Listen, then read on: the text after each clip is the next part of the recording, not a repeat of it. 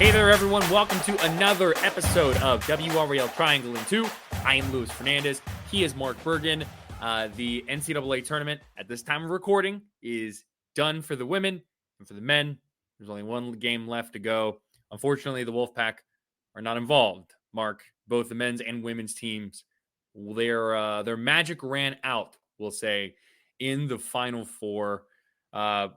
What was your initial thoughts watching everything unfold this weekend? It's sinking in today that the Wolfpack would be playing for a championship against UConn. We've got the eclipse today, and it's just like, man, so close. But if you want to keep this into full perspective, I still think everyone else is playing for second place against UConn. Yeah. We'll see what happens tonight, UConn against Purdue, but I think UConn is going to run away with it and be back-to-back national champions, Lewis. Which, I mean, Mark, that would be the first time that's happened since 06-07 with Florida. And really, that was like, when I was looking at bracket stuff and things like that before this tournament started, that was one of my main reasons not to go with UConn, is that it hasn't happened in so long. But the Huskies have truly been one of the best teams all season. The way they've retooled, the way Dan Hurley continues to find every little grievance and uses it to his advantage, whether it be the airports or whatever. The Huskies just getting it done, and I think it's going to be, assuming they do end up beating Purdue. Wow, what a couple of years it's been for UConn. And we'll see what happens tonight's game. Lewis, with this NC State team, heck of a run. Yeah. You see the love that they have, but both going out to Arizona for the NCAA tournament and then coming back, even though they weren't victorious. The first time they had gone to a Final Four since 1983. They salvaged Kevin Keatts' job, 9 straight wins to close out the season. And just what a remarkable run it was for the Wolfpack. And just came up short. I mean, really, for me, that Final Four matchup against Purdue came down to 3 things. And Zach Edey, not getting him off his spot, not getting him off the block. He played all 40 minutes, posts a double-double, 20 points, 12 rebounds. To me, it was also neutralizing DJ Horne on the offensive end. So you had that part of it. Other than DJ Horne, I really thought State struggled to score because Burns is neutralized. Casey Morsell didn't score. He's your 4th leading scorer. And then Jaden Taylor was your only other double-digit scorer other than DJ Horne. So it's like, it's tough to win a game when you only score 50 points, going up against the Naismith Player of the Year back-to-back in Zach Edey. There's a reason he has an NBA future. I'm not going to say he's going to be a superstar. I won't go that far. But I'm very curious tonight to see what can he do against a loaded UConn team. By the time people are listening or watching this, we'll probably know the result of that game in the national title game, Lewis. But you're playing with house money with the Wolfpack, man. There's nothing to be ashamed about, nothing to be mad about. I'm rambling at this point. Hop in here, Lewis. No. I think that's fair, and I agree on all parts, right? I mean, DJ Burns said it after the game. He wished he would have done a better job at keeping Zach Edey from going to his right hand. We talked about it a little bit earlier this week on WRAL, just like even the massive size difference there between Edey and Burns. Like you see DJ Burns, like, wow, it's a big guy. Like, he's super tall. Okay, great. But like Zach Edey, according to the rosters, weighs more and is about 7 inches taller than DJ Burns. He's massive, man. He's just a big dude.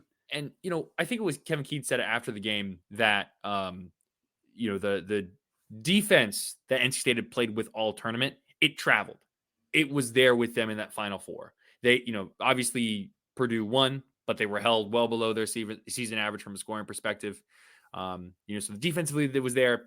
Offensively, they did not bring that along. And I think you saw a little bit more of what we kind of were used to when it comes to NC State in the regular season, where they would have these spurts of just not scoring.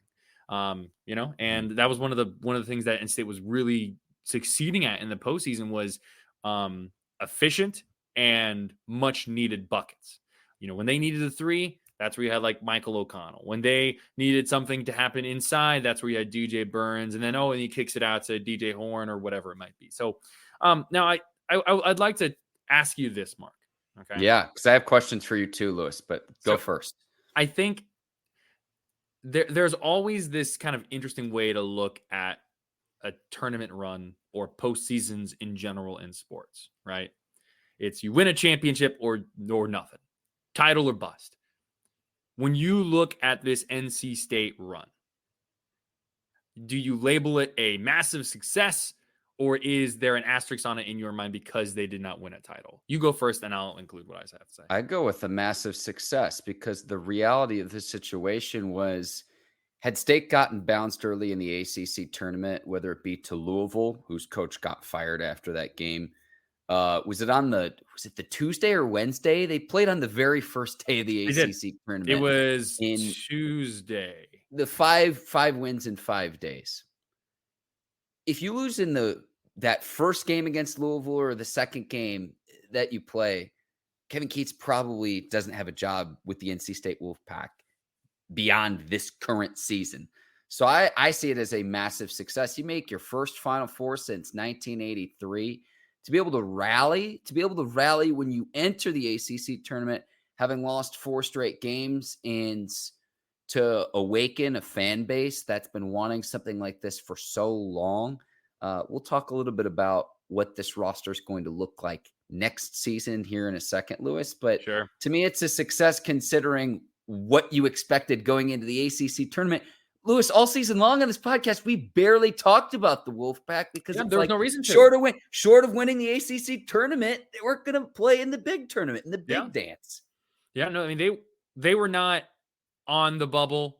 They were several bubbles away going into the ACC tournament. And so yeah, I agree. I think that it's easy to look at sports and say, okay, yes, win or lose, those are the only options. And not to call this a moral victory for State by any means like that. I think that's also a little bit absurd. But I think just when you compare historically what State has done, over the past 4 decades, having this kind of moment, it's big.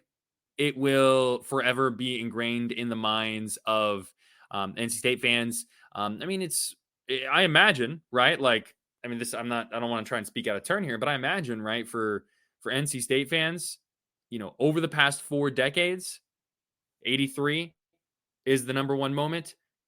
And then I would say this run would be number 2 for sure. Yeah, Or number 3, just maybe from 74. We're not well, old enough to be since privy 83, to. since that Got it. 83 Yeah. title. So I mean, I think that's I just it's about the moments that the memories that you create, not to get sappy, but I think that's a big part of it. What was your favorite moment of the Wolfpack's run, Lewis? Ooh. I would say so. I think there are a couple of easy options. I think I might be picking the easiest one here. I would say the star power of DJ Burns to kind of put like Mm. an all-encompassing type thing. I thought it was really cool how these NC State players became central figures in the NCAA tournament. And I think you can make the argument that DJ Burns was the star of the NCAA tournament. The way he was just every year, there's always a couple of players who people gravitate towards. And DJ Burns, the way he had success, the way he acted on the court, nothing but smiles, just, complete joy in the game that he was playing in the moment. I think it's very rare for just people in general to take that much joy in the present. And so DJ Burns' stardom is mine. What about you, Mark? I'll go with the Michael O'Connell 3 in the ACC Fair? semifinal against Virginia. Off a missed free throw, you bank in a 3 to send it into overtime. And it was like, you take care of business against Virginia, which was a tournament team. And then, you beat Duke, you beat Virginia. You have to play UNC in the final. You still have to win that game to make it. And to think back of, that's really what kind of ignited the spark with this run, where it was like, oh my gosh, they're now a game away from making the tournament. And then they went on a Final Four run.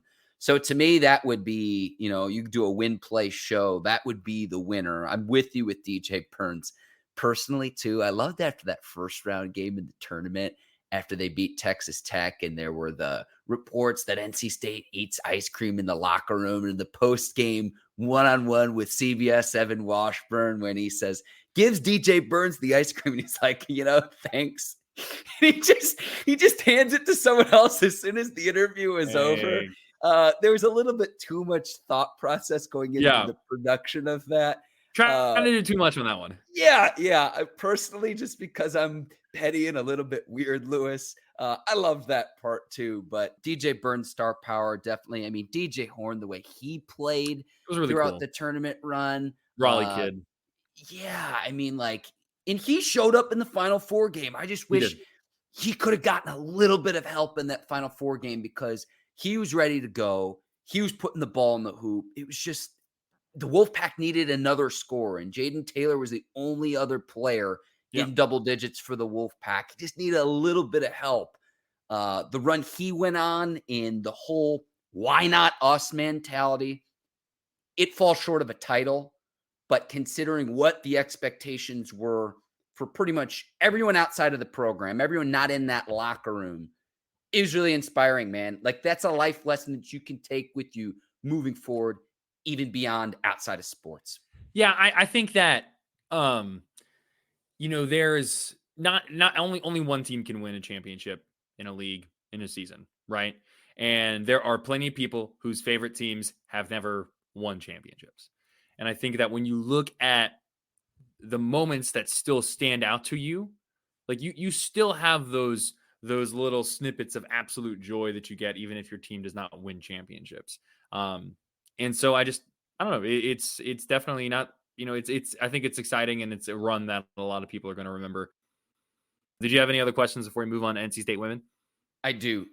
And this might be the dumbest question I've asked you in the No, history of Triangle and Two. that's saying You do something, not Mark. know. You do not know that this is coming either. Is there any chance Bronny James transfers to one of the Triangle schools? Oh, it's very random. I don't know, man. I couldn't even begin to tell you. I think I think that with Bronny, I think that we sometimes look over the fact that he had a major heart problem like a few months ago before Mhm. the season started, and that impacted um how he played, who he is, how he prepared, all of that stuff. I can't even imagine what he has went through from that perspective. Also, the pressure that comes with just being LeBron James Jr. I think if Bronny can come in and be like a nice kind of like piece to a puzzle, like if his way to success in the NBA is to be a 3-and-D guy. And so if he can come in and be a piece to a puzzle for a good team, I'm sure that would be great. I think that there's so much that comes with just LeBron James Jr. coming to your school. Um, I think there's a lot more to it than just the on-court stuff, for better or worse. So I don't know. I mean, also you have to remember too, right? Like part of the reason why Bronny was at USC is just because LeBron plays in LA. I know that he's going to go through the draft process and have the ability to come back and then enter the transfer portal. I don't know. I'd be curious because I think that a lot of people kind of view Bronny as, oh, he's not LeBron, so that means he's not good, blah, blah, blah. No, he's just a different kind of player. And so if you put that hat on, and you put those glasses on, those Eclipse glasses, and view the situation like that, and I think it kind of changes the way you view Bronny and the possibility of him coming to an ACC team in the Triangle. I think Duke is too stacked. I don't know if Jeremy Roach will be back. Tyrese Proctor, also question mark there. Caleb Foster, also, is he coming back? I'd imagine Jared McCain will go pro. So Duke, I'd say probably not. You've got a loaded class with Cooper Flag and company. NC State, not sure it's high profile enough. There's a need there, just considering DJ Horn, DJ Burns, Casey Morsell. Their careers are over. Mm-hmm. But UNC, Lewis. UNC. And okay, RJ Davis, I don't think he'll be back. He could come back, but he's the ACC player of the year. He's going to have a worse roster. He was a finalist for the Naismith Award. Like, how much better could RJ Davis play at the collegiate level to improve his draft stock? And that's something that's going to continue. I'm sorry. Well, so if it's Elliot Cadeau show to run and maybe Harrison Ingram is back, Baycott's out of eligibility along with Cormac Ryan, Tar Heels? Yeah, I mean, and they've got a good class coming in too, but it's Yeah. I mean, I guess that like technically, if you wanted to look at it like that, but it's gonna be interesting because there's just where RJ Davis, and correct me if I'm wrong here, but I believe RJ Davis, like his class is like the last group that can use that COVID year. Hmm. So we're gonna be entering a territory here that we've never really seen before, where you have these players who are seniors who have been in school for quite some time already and have known that this opportunity, this moment would be coming. This isn't like with Armando Bacot where everything happens and then like a year later he's like, oh, could I use my COVID year? Yeah, I guess I could. Like, RJ Davis has known this is going to be happening for a while now. This would be a possibility. So it's going to be really interesting to see how he and other players across the country react to this opportunity. Yeah, I mean, I guess that kind of makes sense, just at least from a numbers perspective. But a lot of Let's change in the also triangle when it take comes to men's away college ball. let's also take away Kentucky because Cal's now going to Arkansas. Reportedly, allegedly, he was walking his dog and he didn't have any comment. Did you see that this morning?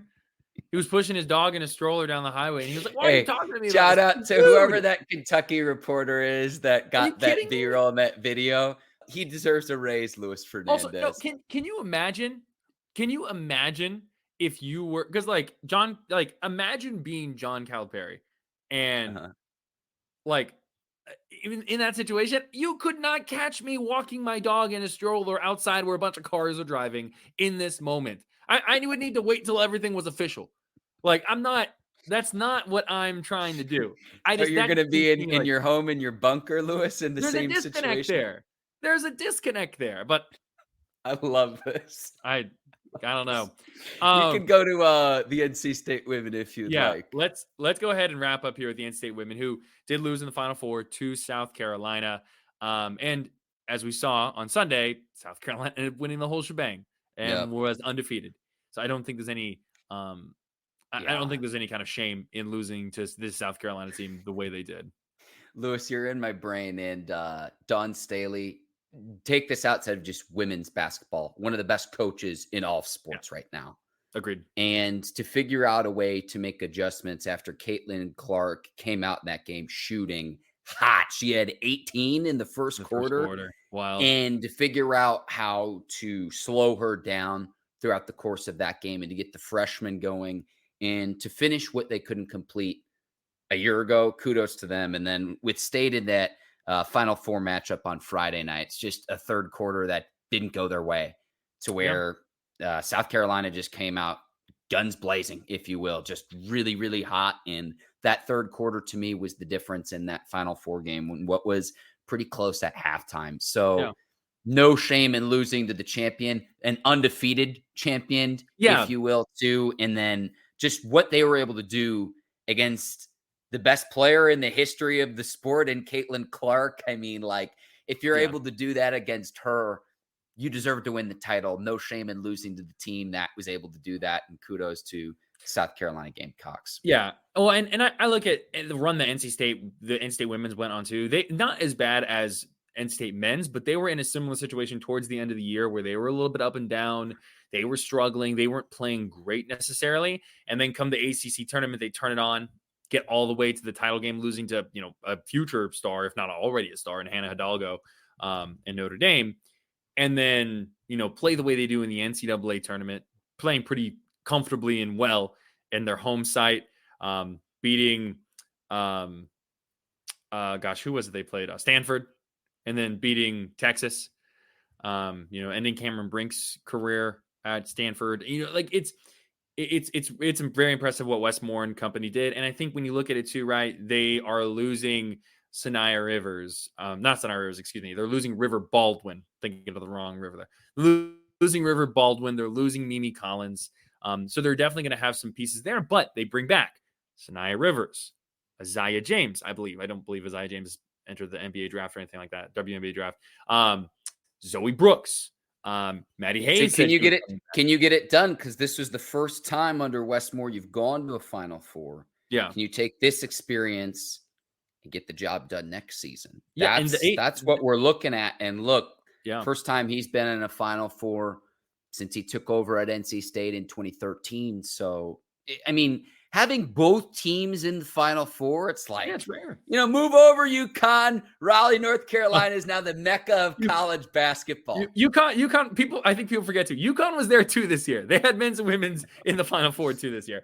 But yeah, no, I think NC State triangle women's basketball is going to be super interesting next year. If I may get on my soapbox really quick, triangle women's basketball Yeah. is going to be super interesting. Whether it be NC State and that all those leaders and scorers that they have returning, if they can just get some pieces, in the front court to kind of complement all the different guard play they've got. Kara Lawson and Duke has some potentially very good players coming in, as well as a lot of returners because how young that team was. And then, of course, from the perspective of UNC, reportedly Deja Kelly is entering the transfer portal, so that's big, and that's the kind of feels there might be some pressure on UNC to perform next season as well. There's going to be a lot of really interesting storylines for all of college basketball, particularly the women in the triangle next year. Yeah, and we will have all that information on WRALSportsFan.com about what you need to know with the transfer portal. NC State, the men's got some help there. Lewis, it's Masters Week too, so yes, we're bummed about the Wolfpack. Yes, we've got a very late tip in tonight's national title game, UConn and Purdue. But Thursday, absurdly late tip, absurdly late. Just continue. I don't disagree. But the glass half full perspective for the listeners and the viewers of WRAL Triangle and 2 is come Thursday, Augusta, Georgia, Masters Week. It is going to be glorious. The springtime is here. You get all of the greenery. I can't wait for this weekend. It's like one of the best weekends coming off the national championship, and then you get just the best of all the majors when it comes to golf. Spring's here, man. I'm excited. Like, I cannot wait. I'm bummed about the Wolfpack, but the Masters, it's going to be a nice consolation prize for us. 2 Masters related shout outs. One, okay. Wake Forest's own, like Wake Forest is in like the, neighborhood outside of Raleigh, Wake Forest, not the university. Akshay Bhatia. He won the Valero Texas Open